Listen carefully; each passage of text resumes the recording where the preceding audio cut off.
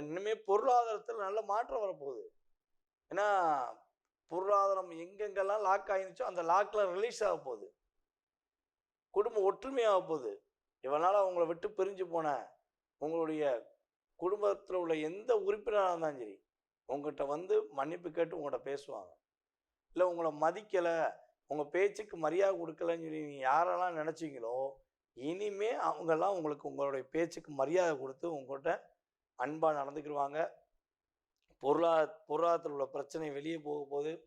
பொருளாதாரம் நல்லா இருக்க போது. ஸோ இன்னொரு விஷயம் 4ஆம் இடத்துல குரு அமர்ந்திருக்கிறார்.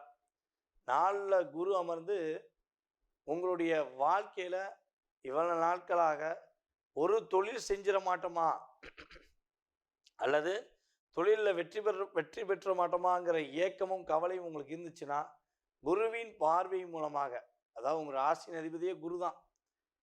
அப்ப அந்த குருவின் பார்வை மூலமாக உறுதியாக புதிய தொழில் தொடங்குவதற்கான வாய்ப்பு உண்டு.